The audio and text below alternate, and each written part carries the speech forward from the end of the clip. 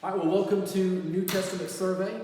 Today we're going to begin the book of Matthew, so if you have your Bibles and would like to turn to Matthew chapter 1. We are not going to go through the whole book of Matthew. It's just impossible to do with the time that we have here today. As I said, I think I said this last week, but I took a whole semester on the Gospel of Matthew. We were going verse by verse through it. We didn't get halfway through it before the semester ran out. So there's no way for us to cover it all. And so what do you do in one class in Matthew? You talk about the Beatitudes. We could spend a whole class in the Sermon on the Mount, the Olivet Discourse, just looking at parable. Any one of those things, we could spend our entire time here today just taking one section of Matthew there, and we wouldn't be able to do it justice anyway. So there's no way for us to do it in a class, but that's not really the goal, again, of a survey class. We're not trying to cover every verse and do a verse-by-verse walk through of the gospel. It's just not possible. But we do want to give some of the vital information.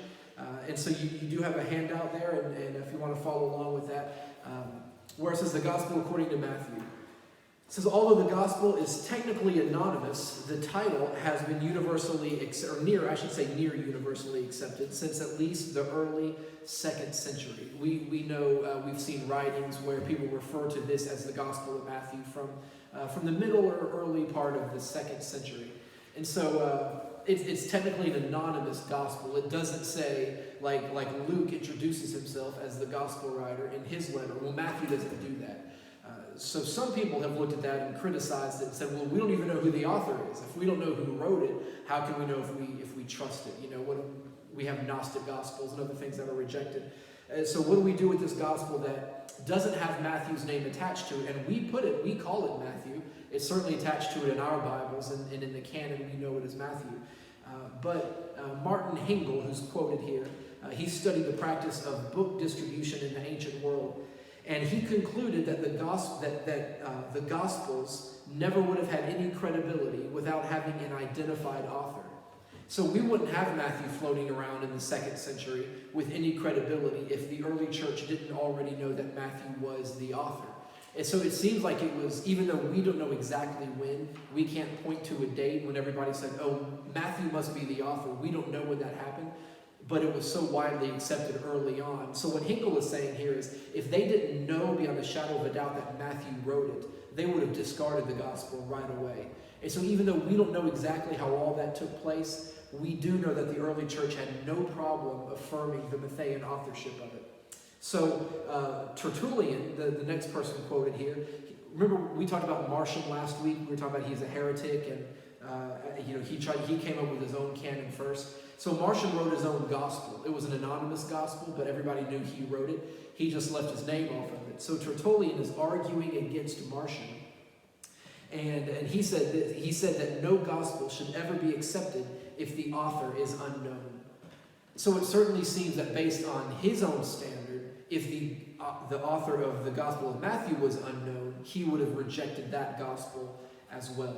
So it appears to us that the early church fathers understood that Matthew is the writer, the Matthew, the disciple of Jesus, the tax collector, that he is the author of this gospel.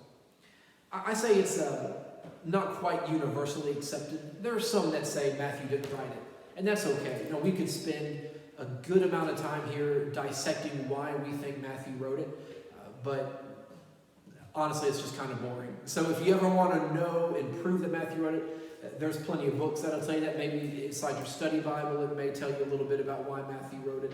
Carson and Moo is the textbook that it's in the bibliography on your syllabus. They spend dozens of pages explaining why they think Matthew was the author. So there's a lot of places out there you can go and look at all that stuff. But we'll just suffice it to say, like 99% of people agree it's Matthew, and so we'll just take it as Matthew and move on. But when was it written? We'll talk about the date of Matthew. We don't exactly know when it was written, and this depends on what's known as Matthean priority or Markan priority. If you're not familiar with those terms, we're going to talk about that next week, and I'll just go ahead and tell you now, we're not going to spend the whole class next week in Mark. Mark is the shortest gospel, and so much of what Mark says is already in Matthew. And so next week we're going to talk about what's known as the synoptic problem, which is the whole debate on who wrote first. Did Matthew write and Mark and Luke copied him? Did Mark write first? Matthew and Luke copied? Did Luke write first? Matthew and Mark copied? Was there another gospel that they all copied from? And and we're going to get into that stuff next week in addition to Mark. But the people that believe Matthew wrote first, that's known as Matthean priority. They think Matthew wrote the first gospel, and so those people put Matthew as early as the late 40s or into the 50s. Of course, that's AD. But then the people that hold to a Markan priority, they believe Mark was the first, and there really is no Lucan priority. Most people put him third automatically. But people that believe in a Markan priority, they have Mark writing first and Matthew then using Mark's gospel as a source, so they date Matthew much later than the Matthean priority would. So some people date Matthew as late as 80 to 100 AD, but something I think is important is that we know the temple was destroyed in AD 70, and Matthew never mentions it. And none of the gospel writers mention it, but the fact that Matthew was a Jew writing to Jews and everything he wrote was filtered through the lens of Judaism, you think the destroyed temple would have come up somewhere in Matthew. And so I think the fact that Matthew doesn't mention the temple, he probably would have written at AD 68, 69 at the latest. I think 40 and 50 is too early, but I think we could put him somewhere, in the 60s. That's just speculation. You can bring in 10 people and get 10 different answers, and the reality is, it doesn't matter all that much to us. But why do we talk about the date of some of these things? If, as some liberals might say, well, Matthew didn't write until, the year 200 or the year 300 or so. If that's what we're talking about, we need to debate that and bring that number down, because it's important to know that the Gospels were written so soon after the Ascension. Now, if that's 48 or 58 or 68, that's not a big deal. They were written very recently from the Ascension, and you have the Gospels in circulation. And I said this last week, but eyewitness accounts are so important. You can read the Gospel of Matthew and then go talk to these people. Mary is mentioned all through. Go talk to Mary. The disciples that are still alive, go talk to them. And they were alive and on the scene and witnesses. So if we're talking about 3rd, 4th century authorship, that is, obviously Matthew couldn't have written that, and he'd be a heretic, whoever wrote it. But if we can put Matthew in 40, 50, 60, 70, 80, anywhere in there, then we can say it's near to Christ. It was written by an eyewitness. It's conservative. And so I'm happy with the date anywhere in that time frame. And I think that's really the best that we can come up with. It's obvious that Matthew wanted to answer a couple of questions about Jesus. And so I put a few questions here in italics. 4 questions here. These are some of the things that as you read Matthew, you see this is what he wants his audience to know. First of all, was Jesus really a descendant of David? Well, we know that Matthew wanted people to know that because that's what we see in the very first verse. If your Bibles are open there in Matthew, look in Matthew 1:1. It says, the book of the genealogy of Jesus Christ, the son of David, the son of Abraham. That's so important. Matthew understood that the Jewish audience that he was writing to needed the Messiah to come from the line of David. They knew that the Messiah was going to come from David because of the prophets. And so then this Jesus guy is walking around. They've heard about him. They've heard, he died on a cross. They've heard, well, the rumors are his body is gone. He rose from the dead. They say he rose from the dead, and they hear all these stories. Oh, I heard that he raised the dead. I heard that he gave sight to the blind. Yeah, but is he a descendant of David? Because if he's not from David, then none of this stuff matters. He has to be from David. And so Matthew wants to make sure people understand that. He's writing right away to let them know, yes, he is from David, from Abraham, and we'll look at the genealogies again in a few minutes. But that's one of the key questions. Was he really from David? The next question, did Jesus have a disdain for the law? I heard Jesus say, tear down this temple, and he's gonna destroy our temple. Of course, that's, he didn't mean the physical temple, he meant his body. But, we have this throughout the Sermon on the Mount. You have heard it said from those of old, but I say to you. And it seems that Jesus may be attacking the law. What he's really doing is attacking some of the legalism. Yeah, the Pharisees, the people that are manipulating it, those that have added their own rules to the law. Love your friend, hate your enemy. Well, that's not what's in the law. And so he's correcting some of their misunderstandings of the law. But he had no disdain for the law. Matthew told us very plainly that Jesus said these words, do not think that I've come to destroy the law and the prophets. I have not come to destroy, but to fulfill. So he did not have a disdain for the law. The Messiah would not have a disdain for the law. And Matthew was careful to point that out. Next, did Jesus come to establish the kingdom? Well, again, the answer to that is yes. Matthew talks all about the kingdom, recording Jesus beginning his ministry by saying, repent, for the kingdom of heaven is at hand. It's near. You can almost reach out and touch it. But also, we understand that the physical kingdom has not come yet. And so at the end of the gospel, we have the Olivet Discourse, and Jesus talks about the signs of his return. When the Son of Man returns, then we see the physical kingdom will be instituted. So Matthew distinguishes between Jesus preaching repentance to enter the kingdom and then the second coming when Jesus will bring with him a literal kingdom. And then finally, did Jesus fulfill prophecies from the Tanakh? I know we didn't use the word Tanakh last week, we used it in Minor Prophets, but Tanakh is the acronym for Torah, for the Nevi'im, and the Ketuvim, the three main divisions of the Hebrew Bible. Did Jesus fulfill prophecies from the Tanakh? Well, of course he did. And Matthew, more than any other gospel writer, shows us that. He shows us by quoting Hosea 11:1. Out of Egypt I've called my son. He quotes Isaiah 7:14. A virgin will conceive and bear a child. He shows us from Micah that he's born in Bethlehem. I'm sorry? The sight, too. Give sight to the blind. That's exactly, I preached that Sunday morning. That's exactly right. But from showing the good news is preached to the poor, the opening of sight to the blind, those both come from Isaiah 30-ish and 60-ish, kind of somewhere in there. But over and over and over, Matthew connects Jesus with fulfilled prophecy throughout the Tanakh.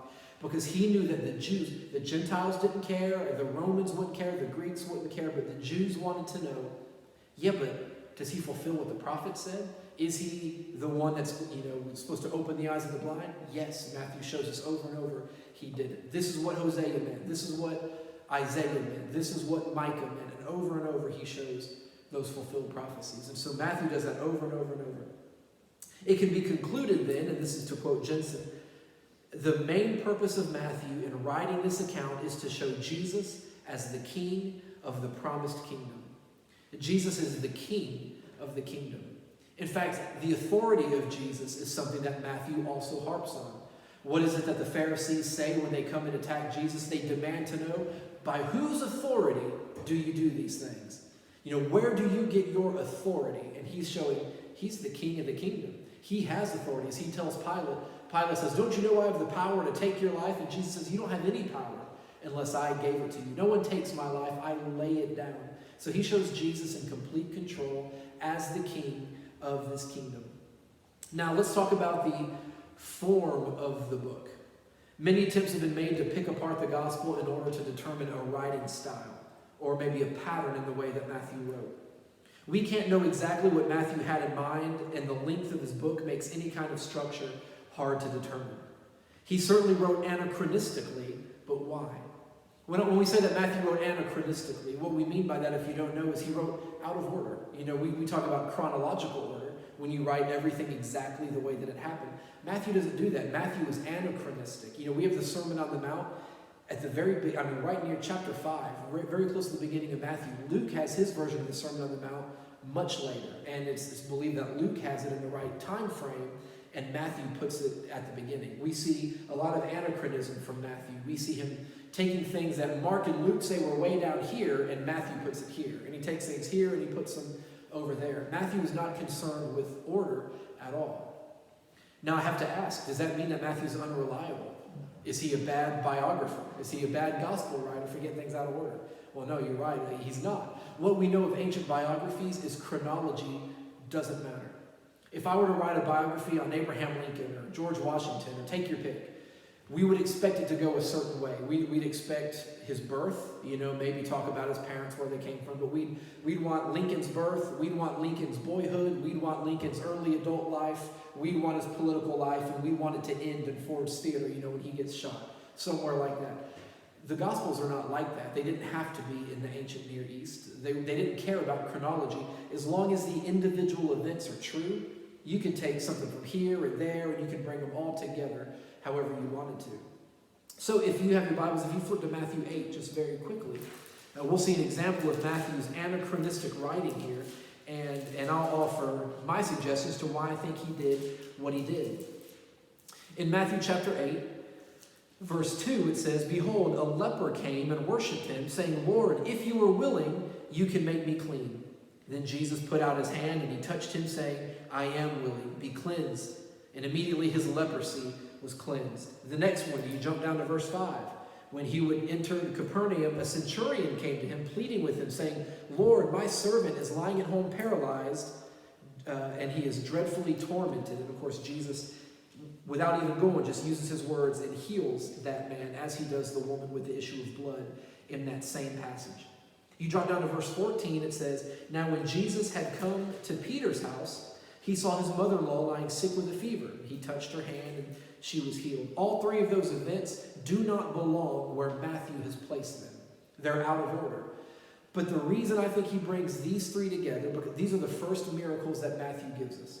And Matthew loves triads. He brings things into groups of threes. Now, if we take the woman with the issue of blood and the centurion's servant here, if we bring those, I just turned my page back. Give me just a second here if you don't mind. Matthew loves to put things in groups of threes. The woman with the issue of blood is not right here. I knew when I said that it wasn't right. My mind was going to a different story there. So you have these three healings together. It says earlier in the book, Jesus healed many people. But these are the first three specific healings that Matthew gives us. And by doing so, he gives us, I think, a microcosm of Jesus' healing ministry. He heals a leper who is the outcast of society. You don't touch a leper. You know, they weren't contagious, but they make you unclean ceremonially. He lays his hands on a leper, and then he has a Gentile enemy soldier, basically. He's in the Roman army. They're oppressing the Jews. The Jews hated the Romans, especially the soldiers. And so he heals not only a Gentile, but a Gentile's servant, a slave, a boy with no rights. And then he heals a woman, Peter's mother-in-law, again with physical touch.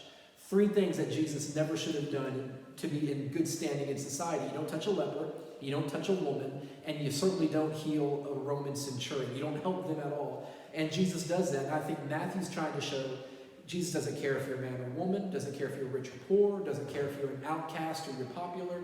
He doesn't care about these factors that we might think of. So Matthew uses an anachronistic style here to bring three stories together. And then in chapter 9, or really right after this, or after he heals Peter's mother-in-law, he shifts gears.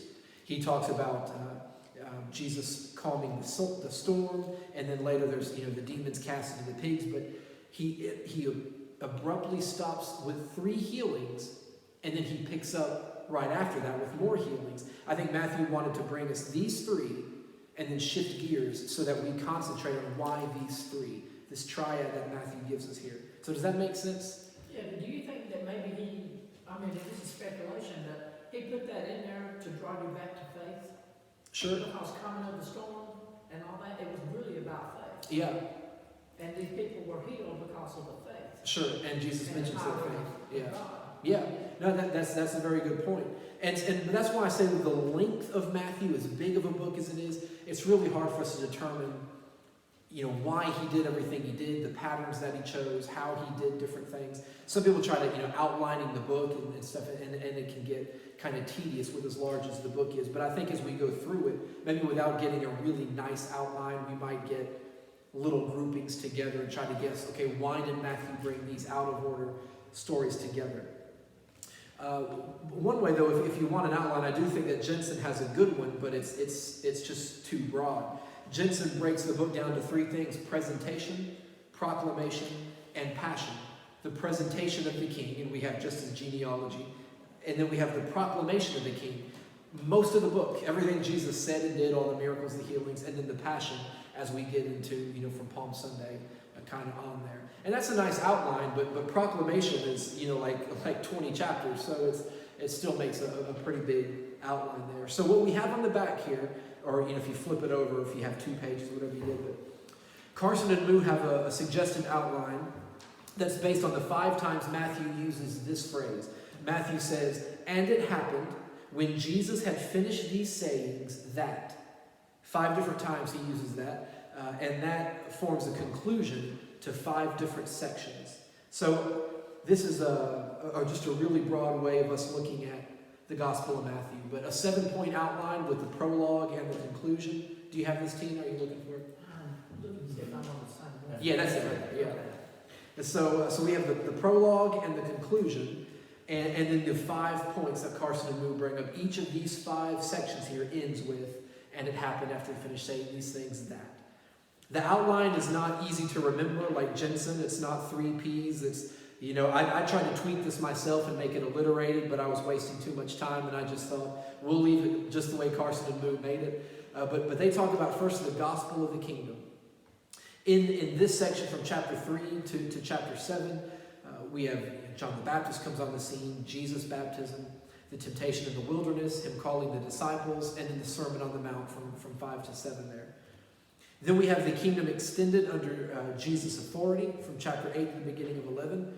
Some of the things we just looked at, cleansing the leper, the centurion's servant, Peter's mother-in-law, calming the storm, casting the demons into the swine.